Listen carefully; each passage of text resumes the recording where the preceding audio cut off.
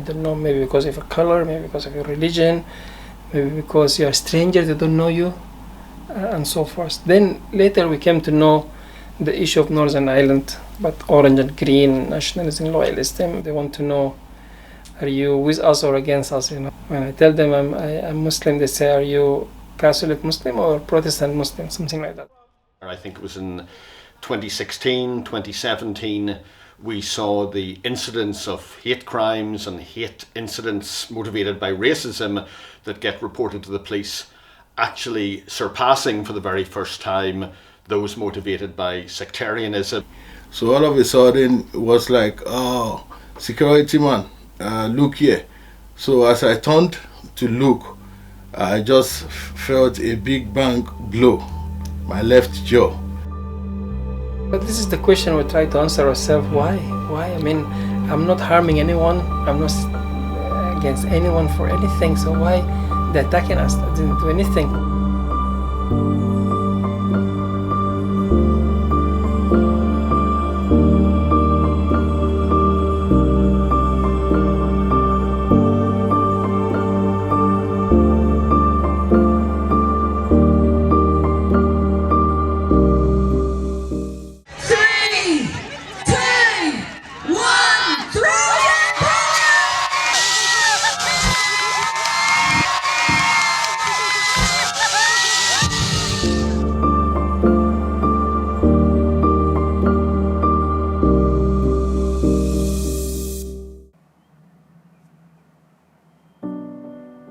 Northern Ireland once wove a narrative defined by sectarian shadows, one that lives in the hearts and minds of its people.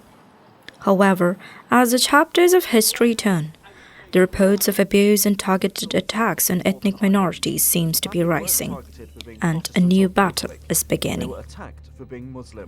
A battle that seems to be unnoticed, the battle against racism. Patrick Corrigan from Amnesty International is among those who have expressed concern regarding this grave matter. If anybody in the world knows anything about Northern Ireland, it's that we have had historically a significant problem with sectarianism and intercommunal conflict, and that continues to be a problem here. But I think it was in 2016, 2017, we saw the incidence of hate crimes and hate incidents motivated by racism that get reported to the police actually surpassing for the very first time those motivated by sectarianism.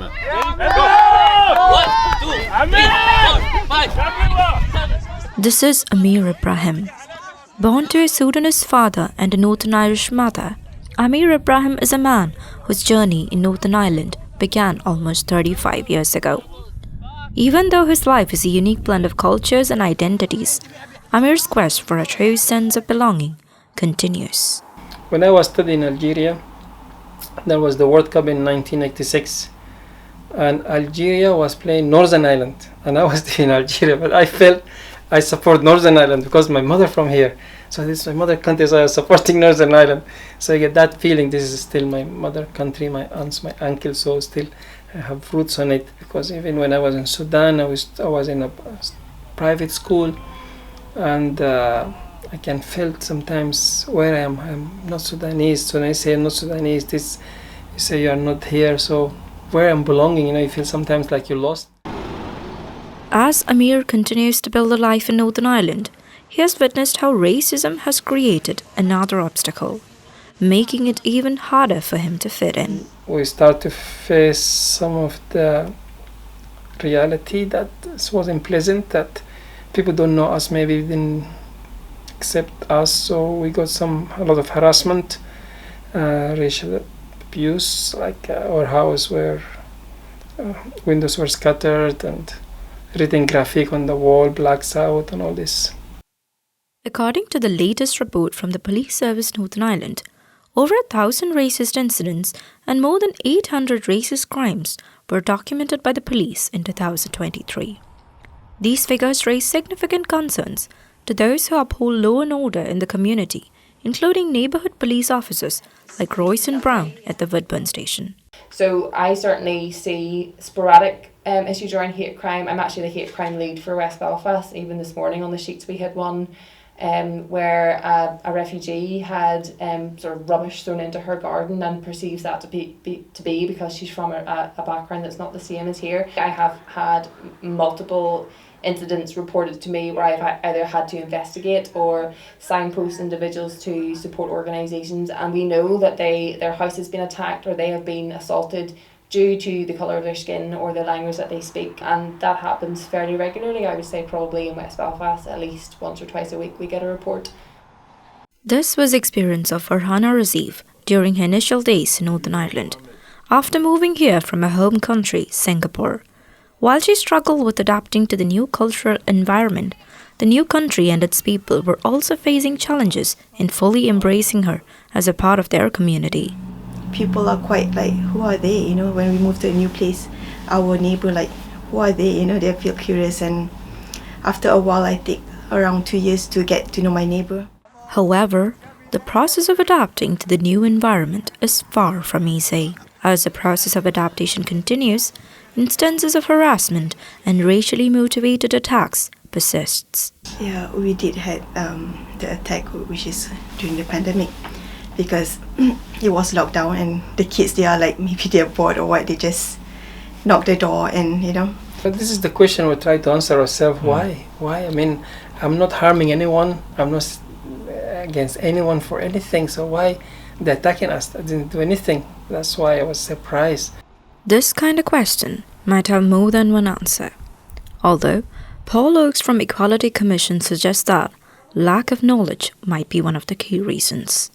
Some people are ignorant, in the sense that there's this view, this stereotype that people from black and minority ethnic communities are coming here, they're taking our jobs, they live on benefits. Now that we know is nonsense. In fact, there's research been done by the Public Policy Committee to show that minority ethnic people actually contribute more to the economy than Indigenous white people and take fewer benefits than Indigenous white people. The recent findings by the Equality Commission have exposed that racism was a normal part of their daily life for ethnic minorities and migrant groups, and according to Patrick Corrigan, there have been incidents of masked gangs breaking into houses with cudgels and bats and beating people up. 1, 2, 3. This violent aspect of racism is far from normal and often leaves people feeling unsafe in their own homes. I mean, my own brother in Ballymena, his house was bomb-fired. They thrown that molotov fire on it. So the window, luckily he's alive, and him and his son start putting out the fire. They just got some injuries because of the scattered glass and window. So that's the dangerous one. I think we had a culture where sectarianism was normal. It was normal. And in fact, for many people, sectarianism was a way of defending themselves against the other side. So some people would justify sectarianism in the sense that it was a method of protecting their community. So it was normalized. And the behavior of discriminating against someone, harassing someone who was different, to some extent was normalized. In January 2021, the Belfast Multicultural Association, serving the communities and asylum seekers of Belfast, was set to fire by arsonists. And just hours after it was being rebuilt from the first attack, a second arson attack took place in April 2022. But unfortunately, everything will have to stop. To date, no convictions have been made in connection with this terrifying incident, and it stands as a testimony to the city's potential for extreme violence against its minorities. I was there that night when it was attacked because I prayed and I left. Also used as charity work for food banking and clothing and all these things. And we go there and help, and because it's a big place, we pray on it as well, and we go. So we prayed after we left, we heard it was burned. So it really saddens the community that things happen. I think that should have been a watershed moment, I think, for Northern Ireland in recognising not just racism in our midst, the scale of the problem, but also the fact that organised criminals, paramilitaries and balaclavas have a very active part in the most extreme violent aspects of those crimes.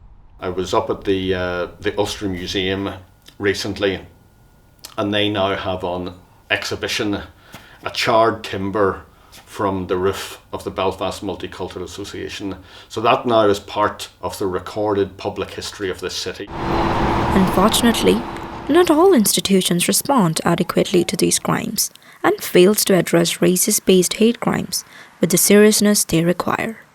So we are seeing a significant and growing problem, but we are not seeing a growth really in the rate of convictions. I fear that part of it is an insufficient prioritisation by the police. So I'll deal with sort of an overarching issue within Northern Ireland is that we don't have relevant hate legislation. In Northern Ireland, we don't have a devolved administration at the moment. As per every few years our government collapses and we kind of fumble along without any kind of political leadership. And that means that we can't pass laws that are relevant to this area or this place. The Great Britain, they now have what is called a Single Equality Act, basically where they've taken all of their equality legislation and put it into one act. We don't have that in Northern Ireland. We have separate bits of legislation. There's talk about introducing new hate crime legislation in Northern Ireland. I think that might well be needed and be welcome, but people can already be held to account under the law, under the existing legislation, whether it's because of through physical attacks or criminal damage. Those are already crimes. The fact that it's a racial motivation and that is not sufficiently protected in law, that should not stop the police in holding the culprits to account. While the battle against racism in Northern Ireland continues, new hopes arise from the story of those victims who are able to transform their personal tragedies into motivations, not only to heal, but also stepping up to assist the community in their struggle. Don't be like Ronaldo. Here is the story of Jaswell Emmanuel, who came from Nigeria to Northern Ireland in 2004. Then there wasn't much colored people around, and then it was very difficult to find our food, what we eat back from home, obviously. So we normally go to the Chinese restaurant and Chinese shop to get bits and pieces of vegetable, and we just make it partially, something that will look like what we normally eat. In 2012, Jaswell Emmanuel's life took an unexpected turn. While working as a security officer in Belfast, he became the victim of a shocking racist attack. The McDonald's, where Jaswell worked as a security officer, was booked for a private party when no one else was allowed to enter. Despite this, a local man attempted to enter, and Jaswell, explaining that it was a private event, tried to stop him. Jaswell, who was just trying to do his duty, was met with a violent reaction from the man. So all of a sudden it was like, oh, security man, look here. So as I turned to look, I just felt a big bang blow, my left jaw. So I started feeling, it ran away, started feeling dizzy, called the ambulance came. My jaw was wired for 6 months. I couldn't eat, I was living on liquid, and then went into depression, went for counseling, and found it difficult to come back. It was very, very difficult because I was like, I've been here for a while, and why would such a thing happen to me? The attack could have completely destroyed Jaswell, both physically and mentally. Although he endured significant hardship due to the assault, he refused to let it destroy him. Okay, fine. This is just a medium. I won't let this defeat me. I won't let this weigh me down. So what can I do to assist this community? This is a community that just recovering from war, from troubles. They probably need a helping hand to see what can we bring into the society.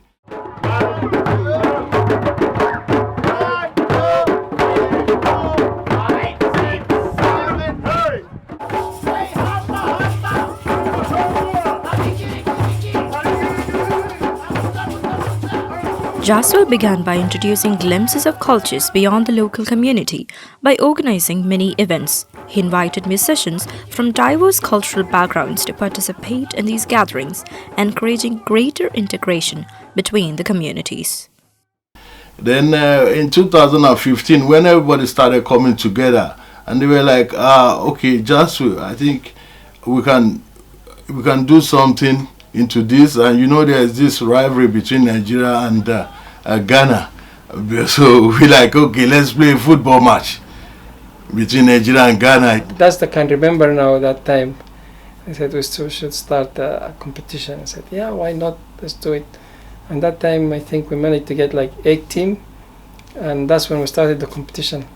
You know, it was an event that now brought everything to life. So that means if you had 1 + 2 together, the culture part of it and the sport part of it is working. Actually works in bringing people together. So that is how we became multi-ethnic sport and culture. So I think MSc and I did a very good job whereby they welcome everyone, no matter what religious, race and color of you. We get to join. I mean, our kids get the chance to join the football, the sports that Jaswal organize. So we partner up with the IFA and McDonald's from football sections, because McDonald's they assist us in getting pitches, and also train some of the people from the ethnic minority to deliver the section, give them coaching badges. All these efforts of Jaswal didn't go unnoticed. More recently, he was named in King Charles' New Year's Honours List, receiving the British Empire Medal.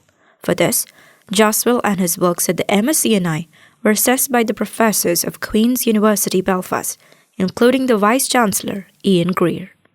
I was like, assessed for what? What we did assessment for?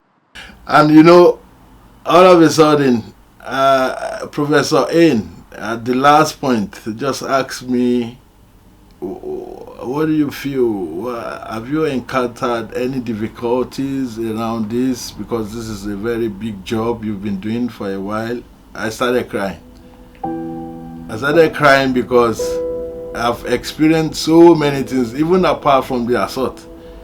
I've experienced intimidation, I've experienced bullying, you know, while doing a voluntary work, which pains me. One thing I could recollect, he was saying thank you. He was saying thank you. He said thank you more than 20 times before he left. To address racism, it is crucial to provide equal opportunities for everyone in every aspect of life, including the workplace, irrespective of their race or color or religion. Also, tougher laws are essential for true justice and to secure adequate convictions for hate crimes. It involves promoting diversity at a workplace in all levels of the organization. This can include using blind recruitment techniques, actively seeking candidates from diverse backgrounds. In terms of representation, I think different minority groups bring something different to the service, to the job that it is. Policing is, if everybody doing it is a white middle class middle-aged man, you're only going to get one kind of, you know, general response to things. The more sort of diverse mindsets even that you have based on gender or your experiences as a migrant or as a minority of some sort, the better our service becomes. Throughout Northern Ireland, crimes against ethnic minorities and migrants have been on the rise, even though the public and authorities hardly seem to notice it. However, today, their voices are growing stronger and more resounding.